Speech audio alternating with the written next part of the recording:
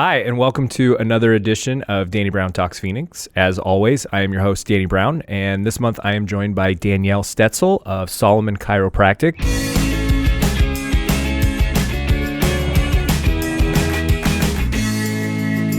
Welcome to the show, Danielle. Thank you. Thanks for being here. Great to be here. Thank you for having me. So why don't you tell us a little bit about yourself and a little bit about what you do and how you got started? So I am a doctor of chiropractic. I went to Sherman College in South Carolina. Both of my parents are chiropractors, as well as my brother. My grandfather was also a chiropractor, so I'm third generation. And what got me into chiropractic was just seeing how in my parents' practice, people's lives were changing. And I was like, yeah, I'll do that. But it wasn't really until I got to school and I found network, which is the technique that I practice, that my life started to change. I was making different decisions. I had more energy. I was more responsible, and I was able to connect better to people. And it really opened up the whole world for me. So it sounds like you were raised in a family of chiropractors and then also benefited from having the practice of chiropractic done on you. I don't know if I'm using terminology correct, but on it improved your overall health and well-being by going through it. Definitely. I was born at home. 10 minutes after I was born, I was checked to see if I was subluxated, if I needed to be adjusted. And I was. You can adjust an infant? Oh, totally. If you have a spine, you can get adjusted. Doesn't mean you need to be adjusted, because that's what we look for. Like, do you actually need to get checked? But yeah, if you're subluxated, if your brain can't speak to the rest of your body how it needs to, then we can support that. Wow, that's super interesting. So you said network. What is that? So in chiropractic, there's different techniques. Network spinal, which is what I practice, is just one of, I'm going to say thousands, it might be hundreds, but there are a bunch of techniques. And it's just different force applications, different ways that we can support the nervous system in working more efficiently. So I'm super naive with all of this. And when I think of being a chiropractor, I'm thinking of cracking bones and doing that type of thing. So you're talking about using forced.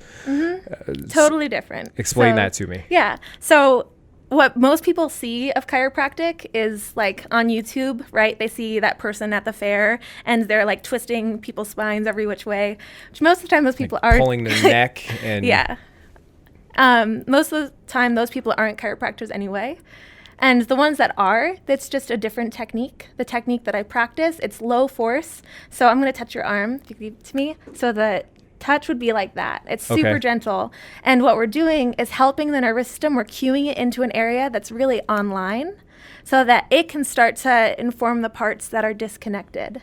So we bring more energy to the system, more connection to a spot that is really working well, and then the body can actually change itself. So we help the nerve move the muscle, which moves the bone, as opposed to moving the bone, which moves the muscle, which moves the nerve. Does this have any influence from like Eastern philosophy? Because it sounds very esoteric a little bit. Yeah. Like I'm picturing, seeing a body with all the pressure points and that type of thing. When you really boil any practice down, they have very similar philosophies, because we're just helping the nervous system work better by working with what's going on in the body already.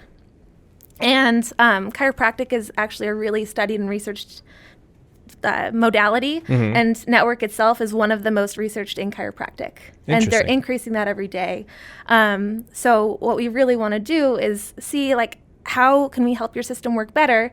And we're continually learning, continually going to programs so that we can apply the force and communicate to people on the best level as well. I gotcha. So what kind of people would benefit from going to see a chiropractor? I always think of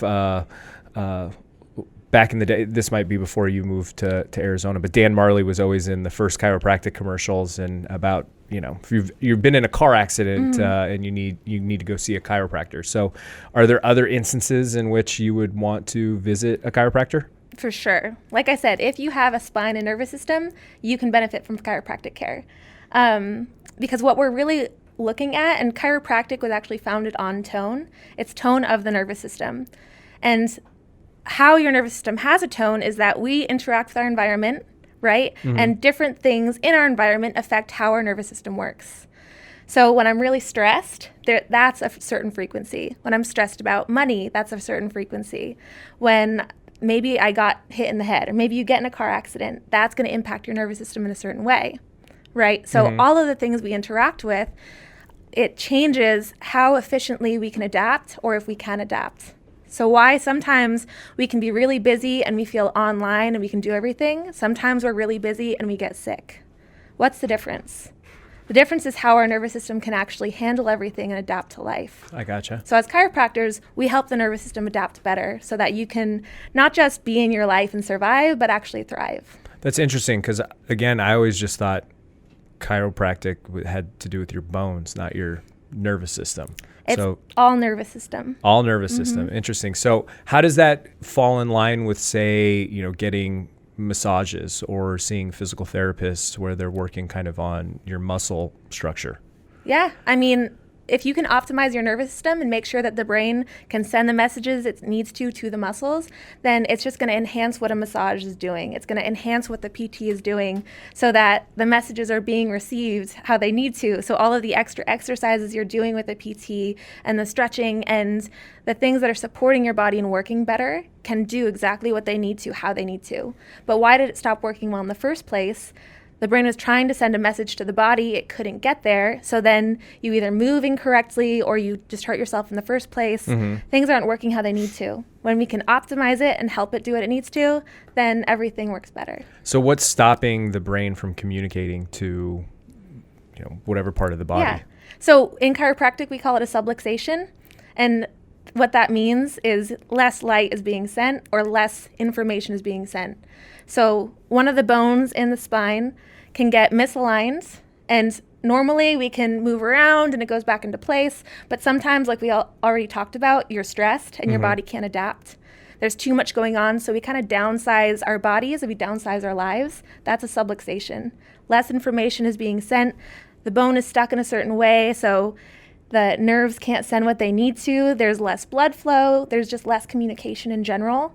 And so then the muscles don't work how they need to. The organs, most importantly, don't work how they need to. And you just can't express life to your fullest. Interesting. So are there people that visiting a chiropractor would not be beneficial to? That you would say, this probably is not something that you should?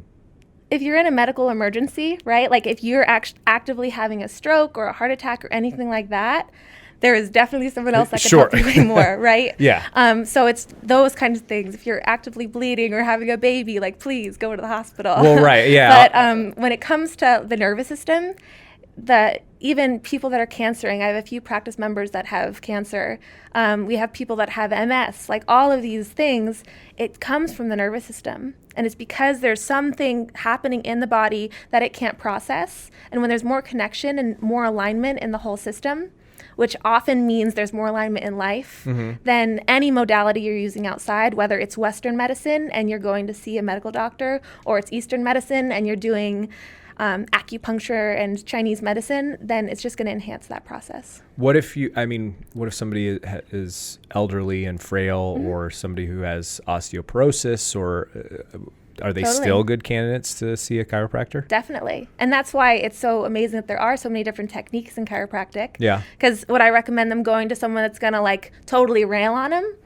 It might not be the best. Sure. Right? And we go to school for a while. We're trained to know how to adjust. Yeah. So with whatever technique someone practices, they can totally modify the force that they're using for each person. Specific to the way that I practice, it's super low force. So when I'm just touching someone on the skin or something like that, there's very little chance of even an elderly person getting injured from the touch.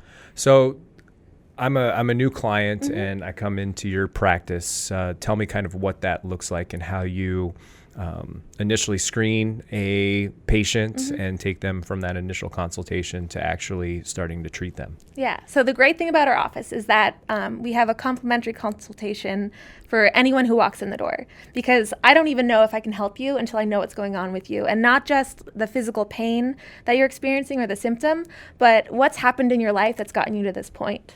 right? Because we often like to blame it on, well, I went to like pick up a plate and I threw my back out. But what were all the little steps and all of the things that happened in life and in your body that got you to that point, right? So the consultation is really the most important part, to know like how you are. From there, if people decide to progress, then we'll go and take x-rays so that we can see what's going on with your structure, what part of the spine needs more support, and what's really happening. And that's really where it comes in, like, can I help you? Or is there someone else that could help you more? Because then I can know if I need to refer out. We do a scan to look at the muscles and see how the brain's communicating with the muscular system. And we also do a palpation exam, so I can feel, are the bones and muscles communicating? What's the nervous system doing? How is your body organizing itself right now? And do you ever have someone come in and go through the consultation and they're perfect and they don't need anything? Does that happen? It depends on what your goals are, right? Because we'll get athletes that come in, right? Sure. They're extremely healthy. They do all the right things, and their goals are actually to optimize. They want to be able to run faster. They want to be able to think clearer, all of those things. So really, anyone can benefit from care. Is it like they'll come in the same amount as someone that comes in that has 3 herniated discs? No way. Sure. They might come in once a week or once every other week, whereas the person with the herniated disc, we might see them every single day for a few weeks because Really? they need Every support. day? It depends on what they need in that moment and how quickly their system can actually adapt and progress. So for somebody then that's healthy and active, what would be kind of a routine maintenance schedule look like for somebody like that? So the question is more people in wellness care, right? Yeah. They've already come in, we've seen what's going on with their system, and they've done their initial immersion plan that helps their nervous system learn the language, first of ease and connection. And then once you're ease and connected and safe, your body can start to grow. And so once they've gone through their whole initial care plan and we move them into wellness care, then generally it's once a week. And that can be sometimes after 6 months, sometimes after a year, because it took us a while to get to where we are. So to get to where we want to go, it's a process. But once we're there, like I said, once a week. And the way that our office does it, if people need more support, let's say they're extremely stressed one week or they're sick or whatever it is, they can come in more and we make sure that we take care of them and help their nervous system do what it needs to. Sounds like you're not only helping people with their adjustments and things, but also helping them mentally as well. So you're kind of doing a much deeper dive than just what's harming them physically. You're helping them emotionally and mentally as well. So it's a little bit deeper of a conversation. Definitely. Yeah. Yeah. Does that work kind of hand in hand then with, massage therapy? Like, would you recommend to people to do both, or is one more beneficial than the other? If you go to a massage therapist and you feel better, awesome, go. Yeah. Right? I have never gone to school for massage therapy. I know nothing about it except that it feels good. Yeah. So I can't really speak to it, but I know if it feels like it supports your wellness, then I think it's awesome. Awesome. Yeah. Very cool. So tell me more then about what makes your technique different than the other techniques that are out there. So there's a whole bunch of different ones, Yeah. right? So a Gonstead is a technique that is a little more mechanical. It looks at each bone and the force is a little more. There's upper cervical technique, and in upper cervical there's like hundreds of techniques there, and they deal with just the first and second bone in the neck, and then the way that the force is applied again is a little different. Sometimes it's an instrument, sometimes it's by hand. With network, the reason it's called network is because the person who created it, Donnie Epstein, he was an upper cervical chiropractor, and he started to recognize the pattern that he was working with was the one for the upper cervical area, right? He was like, wait, if there's one for there, what about the patterns for the rest of the bones in the spine? And so as he did that, he took some techniques from Logan Basic, which deals with the sacrum, so the bottom of the spine, from upper cervical, which deals with the top of the spine, and then created this technique, which again, super low force. It's generally in the cervical or sacral spine, so top or bottom. And we're helping the nervous system first find the strategy of breath, because once the spine can move with the breath, because your spine's actually a respiratory organ, then there can be more ease. Because if you think about it, when you get really stressed, what happens? Everything gets tight and Everything gets tight and you stop breathing. yeah. right? So once your body can start to get more ease through breath and get more motion through breath, then it actually starts to reorganize on its own. And that's what we want to do. From there, we can start to stretch and engage the muscular system, and there's different parts of the brain that come online at different points during care. Very interesting. Yeah. So at what point would you tell someone that they're done? Are they ever finished, or is visiting a chiropractor something that you should just do as routine maintenance for forever? I mean, I like to get care twice a week, and I'm healthy. Yeah. Right? So again, it comes back to what your goals are. If your goals are to just survive and get by in life, then, I mean, you don't have to do anything, right? Sure. But if you want to optimize the way that your body's working, and like, we have a lot of stress in life. Yeah. Right? Even if it's just getting through traffic during the day, how is your body adapting to that? Or like, let's say you get in a fight with someone and then you eat some crappy food because you're upset, and then all of a sudden you're binge watching Netflix. They're all just strategies to deal with life. Sure. So when we can start to get different strategies in our body to deal with stress, then we can make different decisions in our lives. So do you have to go to a chiropractor your whole life? No way. Do you have to brush your teeth your whole life? Also no. Yeah. What's going to happen if you don't take care of your nervous system or your mouth, though? Well, it'll fall apart. Exactly. So does your health insurance cover the cost of, I mean, going somewhere and visiting a specialist 2 times a week sounds like it could probably get rather expensive. So do people's health insurance kick in to cover this type of thing? So network specifically, it actually doesn't. No. Okay. Because it's a wellness modality. So what insurance covers, and there was actually a question that talked about restorative care versus corrective care. So we actually specialize in not just making the problem stop, but helping what started the problem stop, right? So restorative care is going to get you back to where you were. But where you were is why you got in pain in the first place. Sure. So what we want to do is see what got you to where you are and where do you want to go. And insurance doesn't really cover that. No. They just want to make sure that you're not sick, not that you're well. So they don't directly cover network practices, but often we can work with insurance. So we don't do it directly, but we can give you a healthcare receipt so you can send it in, that kind of thing. Okay. So what would somebody then look as an expense? How much would it cost them to visit your practice? Yeah. For corrective care, there's a range, like I said. Like some people, maybe they need like 30 visits to start. Some people, maybe they need 80. So it's totally like a per case visit. Okay. And do you sell them in packages then like that? Depending on how the people want to come in, definitely. We want to make it as affordable as possible because what's important to us is that people get the care that they need and actually can start healing. Interesting. And what are some examples of questions that you ask when people come in to go through that discovery process? Yeah. So the basic ones like, have you ever hurt your spine? But even all the way down to like, have you ever been abused? Because that's going to change how your nervous system is operating. Sure.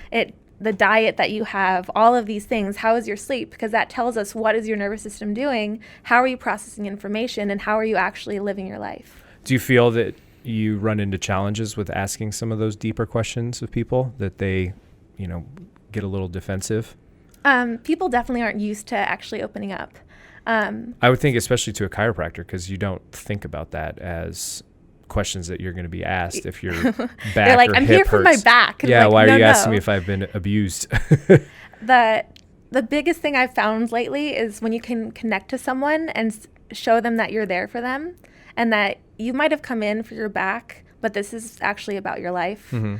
And then it's a safe space and people can actually be seen and feel safe to express what they need to. And it might be the first time that they've ever had someone that's really cared and really listened.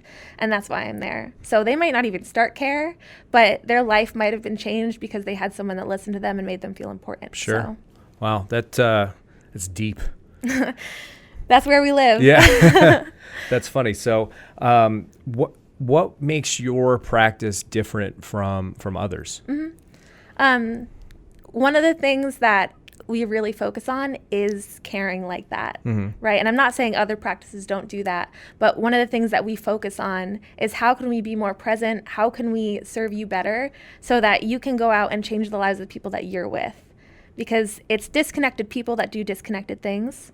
So as we can help more people find more connection in themselves and live happier, more fulfilled, more successful lives, then that's how we can create more impact, not just in our lives directly, but in the lives of those around us. And what would you say then to skeptics, people who are skeptical of, chiropractic as a practice? Often people are just scared because they don't know enough about it. Sure. So it's mostly just welcoming them in, saying, I totally get it, especially with network. When I first experienced it myself, coming from a chiropractic background, which was not network, I was like, that's not chiropractic at all. And then the more I learned about it, because I actually just stayed open to it, I said, okay, I guess I can learn about this. And it started to change my life because it made sense. It's like, oh, so when there can be communication between the brain and the nerves that need to do the thing, then things can work better. And once the organs can start to work better, then everything around it can start to work better, and then your life can change. Oh. So it's just really like not attacking people for not understanding and being in fear, just being like, hey, I get it, because me too, and this is what I learned. Wow. So tell me a little bit about, I think a common thing that people visit chiropractors for, would be following a car accident. Totally. When you get in a car accident, you're going from a rapid speed to violently stopping. And so things get knocked out of whack. Oftentimes you get whiplash. So is your practice of network, is that good for those types of pains and accidents that happen? Definitely. Yeah, because especially, let's talk about whiplash, Yeah. right? That's the one that people think of. Right. Or concussions are big ones Really? now. Concussions? Concussions are growing because we talk about the NFL. Sure. Right? And they can really be supported by chiropractic care because it's helping the body regulate its environment. So when you're in a car accident, you go from probably being somewhat relaxed, depending on if it's before work or after work. But whatever state you're in, all of a sudden there's this huge impact, right? With whiplash, then the head's hit to the side. A lot of the muscles and tendons can either be strained or even tear. And so there's a lot of instability in the neck and the body. And then the body's like, oh, wait, that's not good. So it creates more stability. It gets really tight and tense. And then we can't do what we need to, and we're in a lot of pain. Right. So where chiropractic can come in is as the body is looking for stability, if there's a subluxation and the brain can't speak to the body and say, hey, it's actually safe, you can heal, then a chiropractor can come in, help the body realize, yes, it's safe, by removing the interference, helping the nervous system work better, so then the body can heal how it needs to. Same thing with concussion. The body can actually do the thing that it needs because we're removing the interference from what was harming it in the first place. And how do you remove interference?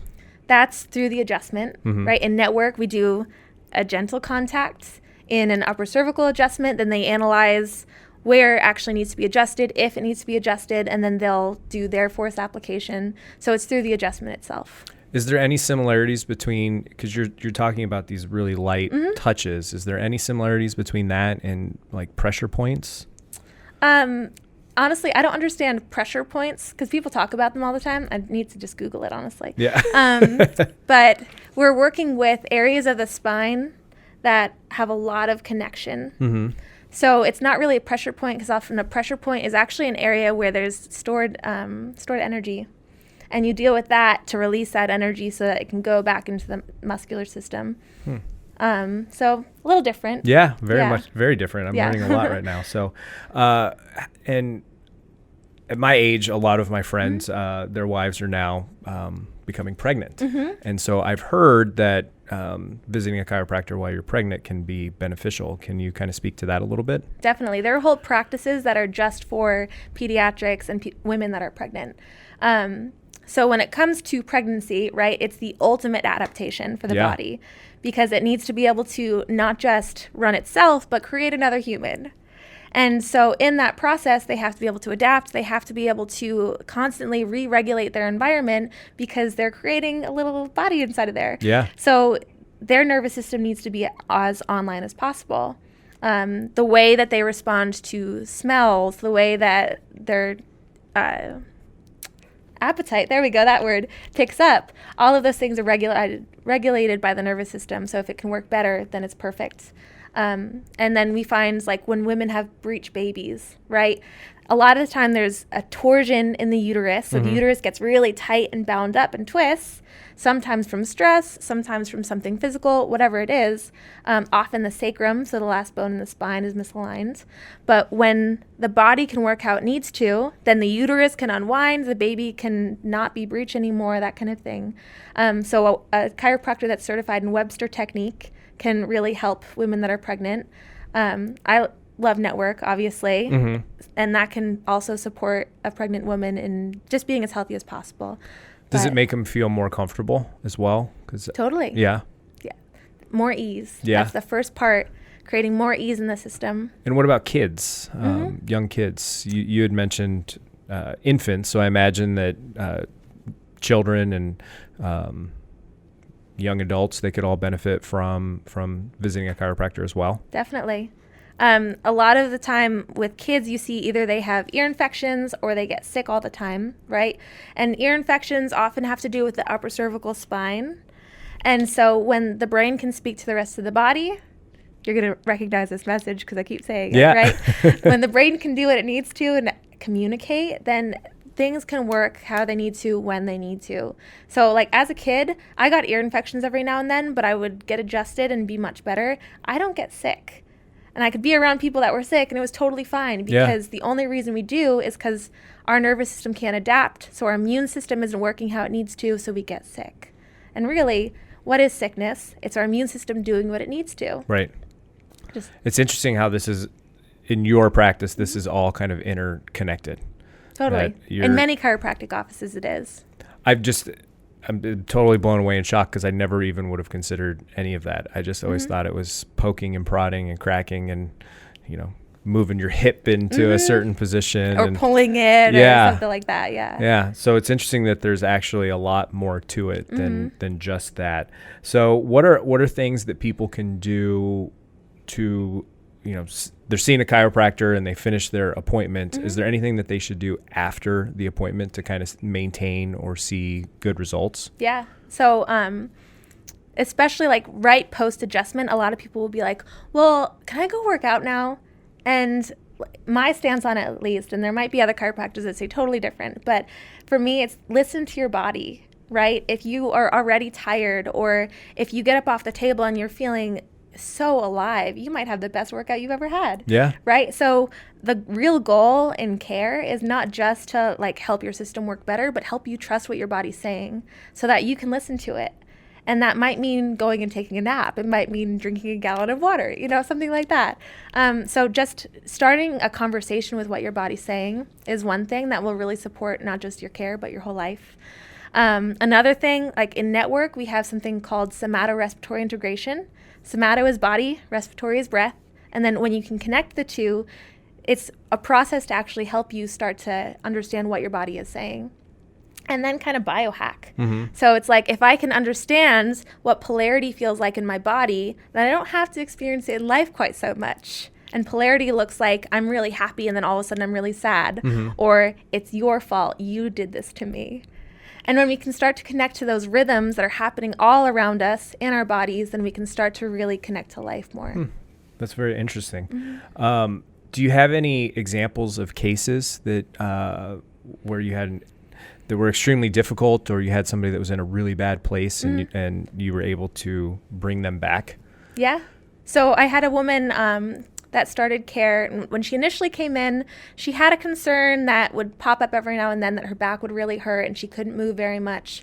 And then after a few days, she'd be fine again. So it was annoying, but it wasn't enough to actually make her change anything. And then when she came in for care, she wasn't exactly ready to commit to care. She was like, oh, well, I'll be back, but like, I don't know when. Okay, we're here for you. And then a few weeks later, she calls me on my personal line because we have it on the at the office for emergencies. And she said, I don't know what happened, but I threw my back out and I can't move. I said, okay, well, we'll see you later. Right, so she came in, she started care. Within 2 days, she went from not being able to lay down normally to walking around almost spring in her step. Wow. And so it's just connection in the body. Once we can start to have it more aligned. One more thing, I had a woman that's been in care. This is really exciting. She's been in care really consistently, really intentional, comes in for every appointment at least twice a week, sometimes 3 times a week, because she's at that part in her care. And 2 weeks ago, she came in and told me that she had her period for the first time in 4 years, because she'd been on birth control for a long time and messed up her hormones. Yeah. She went off birth control, still didn't get her period, and now she actually gets it. We see people that actually can have babies now because they've been in care, so it's really exciting. Wow. So I'm shocked that it's as in-depth and involved as it is, because I've never been to a chiropractor, so it's never even crossed my mind that any of these things are as interconnected as you're telling me that they are. Well, so everything happens for a reason. Yeah. So maybe we're having this conversation for a reason. Right? Yeah. So what do you love most about being a chiropractor? I love the connection to people. Yeah, I would have guessed that. Yeah. Right. I get to walk into the office every day, and sometimes it's the first time that someone's been touched that day. And physical touch is so important for us as humans. Yes. So it's that, or it's the person that's finally can feel seen and oh, you had a hard day, didn't you? So being able to connect to those people, and then the people that are finally getting it and their lives are changing. So they go from being just disconnected and they walk in like this when they first start care to a few months down the line, they walk in, their shoulders are back and their head's up, and they're talking about the most amazing thing that happened to them during the day. So do I want people's pain to go away? Yes, because I care and I don't like people being in pain, and I know that their pain is in their life for a reason, and I don't want it to go away until they've changed their life so that it doesn't need to be there at all. Wow, that's great. Are there things that people do today kind of habitually without even thinking about it that is negatively impacting their overall well-being in terms of the way we sit, maybe being in front of a computer all day, that we can make slight changes to our daily habits that would be a huge improvement in our overall well-being? Totally. It's actually one of the things we talk about at our orientation when people start care. We want them to progress as quickly as possible, right? And one of the things, we're both sitting with our legs crossed, right? What's that doing to our spines? So really, if we were sitting correctly, move this a little bit, we'd be sitting upright, we'd have something supporting our lumbar spines so that our positioning is optimized. Same thing when we're driving in the car for a long time. How do we end up sitting? Our back is slouched and our spines go in. So we're not sitting optimally for us. The same thing with the way that we carry bags. So women especially tend to carry purses. They'll carry it on the same shoulder. Why do they go for that shoulder? Often there's something in the nervous system already that they're favoring that side. But it's just not because it's the dominant side? Why is it the dominant side? Right? It's how your brain I'm right-handed, so everything on my right eye, my right leg, my right arm is stronger than my left, so I'm right dominant. So we use it more, and so then we start to compensate more with that side, right? So it's just, how is our nervous system processing the world? I hate sitting on my wallet. That's terrible for you, so please don't do it. Everywhere I go, I'm always, in fact, my wallet's sitting over there on the table. I pull it out when I go to restaurants, when I get in my car. I can't stand sitting on it. It makes me feel really uncomfortable. Same kind of thing, right? So we sit like this, and it changes the way our pelvis is. We sit on our wallet, and one side's higher, and then we wonder why our back starts hurting, because it's just changing the dynamics of the spine, and it's just not optimal for us. Not optimal. Yeah. Huh. So is there anything that maybe we didn't touch on that you would like to cover when it comes to people's well-being and the practice of being a chiropractor? Oh my gosh, there's so many things. Well, Where do please, I start? keep feeding me then. Yeah. Just opened up the floodgates. Now my brain is empty. But what sort of stretching should people do? Stretching. So I can tell you, I'm also a CrossFit coach, so I could pull from there, but I don't know very much about stretching. Okay. Because what I focus on is the nervous system. I will always refer out to other people that know more than me. So go to your PT, go to your fitness instructor, something like that. Really, what I would like to focus on is what makes your body feel good, because most of the time we look to other people to what we should do for ourselves because we don't trust our own intuition, right? So maybe I wake up in the morning, I'm like, well, I have to go to the gym because I told myself I have to do this. But meanwhile, I've had a really stressful week. I haven't been eating well. I haven't been sleeping at all. What would actually benefit me more? Like allowing myself to listen to my body, or to go and like destroy myself at the gym where I probably end up hurting myself because I'm super stressed and my system's depleted. So we differ in our opinions there, because I think that going and getting a workout in, even if it's lower intensity, maybe not as good as what you would do if you were at your peak, is still better than nothing. And you're still listening to your body, right? If it's lower intensity. Yeah. So that's the biggest thing. Okay. It's listening to what does my body need in this moment. And people process things in different ways too, right? So some people, and I was one of them for a really long time, they'll use the gym so they don't have to feel emotions, because we store emotional energy in our muscles. So there's so much stuff there sometimes, and we're like, I can't handle all of this. This is Maybe too much. that's why I go to the gym every day. That's how I was for a really long time. And I would miss the gym one day, and my friends would be like, what is wrong with you? I feel guilty if I don't go. And that's part of it too, right? We have this story of like, I'm a bad person, or I'm not disciplined, or I'm XYZ because I didn't do this thing. Where is that from? Is that actually from us, or is that conditioning from parents or society? Like, really, like the opportunity in life is to see what's true for us and then make decisions like that moving forward, as opposed to just listening to the culture or what we've been told and changing our lives. Yeah, there's a lot of noise out there, and it's hard to filter out what is real and what is, fake. Exactly. So you mentioned you're a CrossFit coach as well. Well, I CrossFit's one of my favorite things to fun. do. Yeah. Yeah. So what are some things that are unique to CrossFit then, where people can like easily hurt themselves, potentially doing it, that you would recommend some exercises or some different strategies to avoid injury? So it's not pushing your boundaries too much, right? There's that line of like, I want to push myself so I can grow and get better, and I really shouldn't actually be doing this. I can, but I shouldn't be doing it, right? Like people use the deadlift all the time. Could you pull your max load and totally get it off the ground? Yes. Can you do it without hurting yourself? Maybe. Right? So it's the line between having correct form and doing it because you physically can. So that's the biggest thing, especially in CrossFit. Yeah. People will end up doing things that they can make their bodies do, but are their bodies actually ready for it? Do they have the stability? Do they have the strength to do it? The biggest thing that will come up also will be like kipping pull-ups, right? That gets a lot of slack in CrossFit because people don't have the strength to do a regular strict pull-up, but then they'll start kipping. Their ligaments and tendons and their bodies aren't ready to support that speed with the movement. So they can end up getting injured way more easily. Yeah, I have a consistent nagging left shoulder injury from doing ring muscle-ups.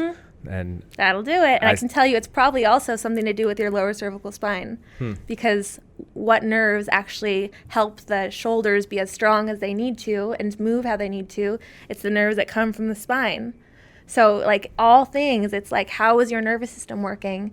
And then we don't do things correctly, or there's one muscle that's not as strong as it needs to be. And then we do, again, things a little differently, and then we hurt ourselves. Wow.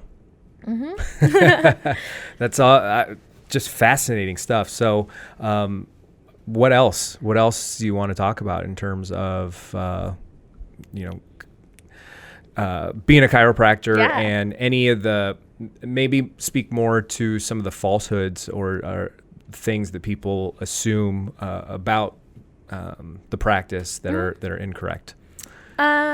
Let's see. So a lot of things will come up about stroke, right? Like chiropractic causes stroke. I've heard that females on birth control shouldn't go see a chiropractor because it can lead. Is that a thing? Well, if they're on birth control and it can lead to stroke, is it the chiropractic or is it the birth control? But that's a different conversation. Sure.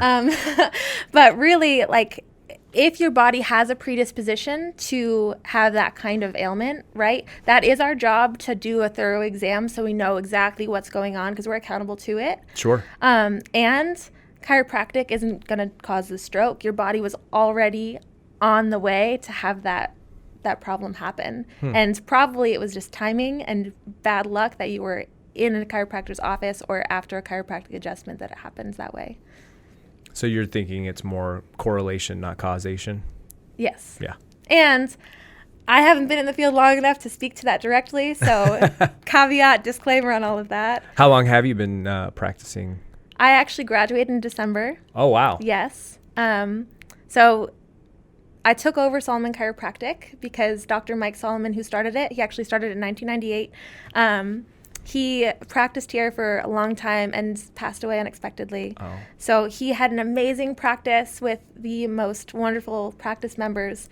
And Lindsay, who is the current owner of the practice, she was the office manager. She wanted to make sure that these people could still get care. So she did everything she could to keep that going, and that's how I'm here. How did you guys discover each other? It's a long story, but we met each other at a network program. We were receiving care. We didn't realize that we knew each other when all of this started happening, and I was reached out to. And we realized like a week before I was moving to Arizona that we knew each other.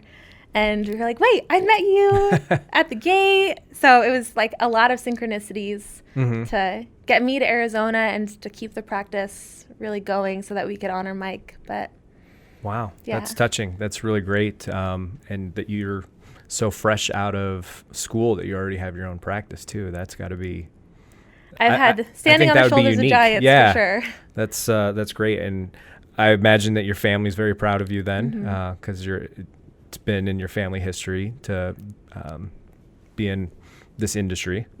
So that's super cool. Yeah. Yeah. So as a new Phoenician then, have you only been here since December then? I actually moved here at the end of March. Okay. So I've been here since like early April. So not very long at all then. No. Yeah. But I made it through my first summer, so I should be good. Yeah. Well, finally the weather has changed. So I love to kind of wrap everything up with Phoenix-based questions then. So since you're new, this could be great. What is your favorite restaurant that you've discovered here in Phoenix? My favorite, honestly, I haven't eaten out very much because it's been pretty crazy, and I actually spend more time in Sedona. Interesting. Yeah, because I cover a practice there as well. Oh, okay. But in Phoenix, I tend to go to Pita Jungle a lot because it's right next to the office. Yeah? Yeah. Oh, Pita Jungle's a great spot. Yeah. Yeah. Where is your office? It's on 12th Street in Missouri. Okay. Not far from here at all. Super close. Yeah. Yeah. Which is great because I have hours right after this. Yeah. I love Pita Jungle. Yeah. It's good, healthy, and they have good portion sizes too. So if you're really hungry. Are there any interesting or exciting places that you've discovered in Phoenix since you've been here? I love to hike, so I've done a lot of the hikes around the area. I can't tell you the names of any of them, but they were great. Yeah. Yeah. Do you have a favorite then? Camelback, I actually haven't done Camelback yet. Okay. It's been really hot, so. Yeah. Well, we end up going like the middle of the day when everyone says not to. I've survived every time. We bring plenty of water. Yeah. But no thanks. I just actually finished a huge hike this last weekend. We hiked the Grand Canyon and did rim to rim in one day. That's on my bucket list. Yeah, it was. You definitely train because I've been sore for the last 3 days from it. Yeah. But it was fun. So that it was an amazing hike. Yeah. So any favorite neighborhoods in Phoenix that you've discovered? Well, I've really only spent time in like North Phoenix, Cave Creek, and Central Phoenix. Okay. And I've started to explore Chandler a little bit because I have a friend that has a furniture store there. Yeah. So I like North Phoenix because that's where I live and my gym is there. I spend a lot of time there. Which CrossFit do you go to? CrossFit Uru. I'm not familiar with that one. It's off Peoria and 19th. Okay. Ish. But they're really cool. The owner just started an organization called the Barbell Saves that is for like drug addicts and alcoholics that are looking to change their lives. Very and they're cool. doing it through CrossFit. They actually have a support system. I think they're working with ASU. I might be wrong on that, but with the psychology team and that kind of thing. Very nice. Yeah. That's awesome. Yeah. Do you have a favorite hangout spot yet? The gym. The gym? Yeah, I figured. Yep. And then the best Arizona site to see. I'm going to venture to guess you're going to say Sedona. Oh, yeah. Yeah. Yeah. It's been amazing to spend time there. I really want to go to the Grand Canyon. I have a whole long list of places to see in Arizona. What's your favorite thing to do in Sedona? So far, I've done Cathedral Rock, which is really cool, and then Devil's Bridge, which is an awesome hike. And That can get super touristy. Oh, yeah. Oh, yeah. Yeah. Luckily, it was really hot, so less people there.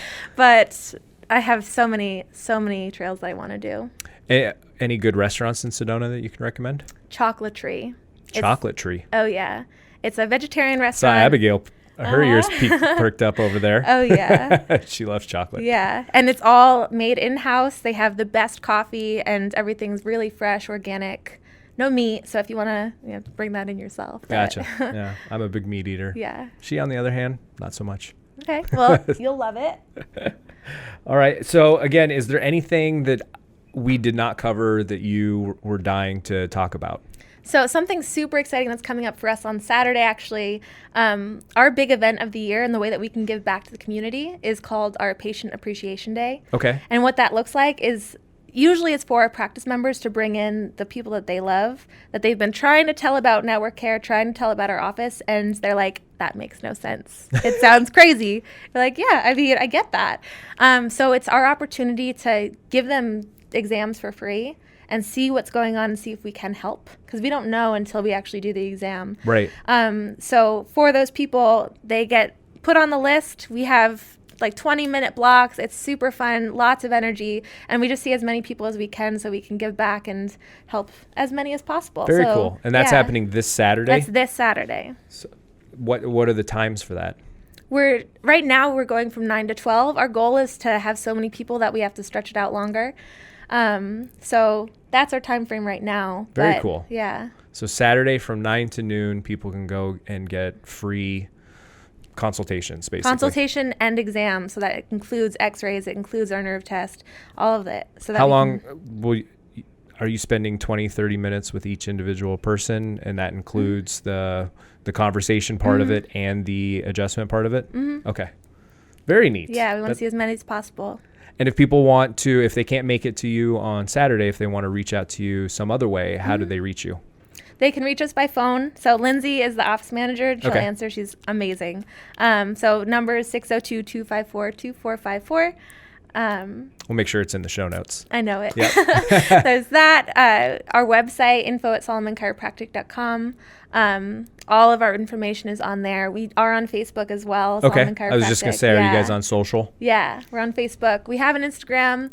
I'm running it, and I'm still getting my legs around me in Phoenix, so it's not super active right now. There's just so many of them. So many things. Yeah, so many things to be active on and manage. Oh, yeah. Yeah. Well, very cool. Well, I appreciate you coming out and talking to me and educating me on all things chiropractic. Thank you so much for having me. I love the sound of your practice and the overall approach that you take from people's well-being. It's not just cracking and poking and prodding. It's about your life. Yeah, absolutely. Totally. So thank you so much. Thank you. Appreciate you guys for tuning in, and we will see you next time.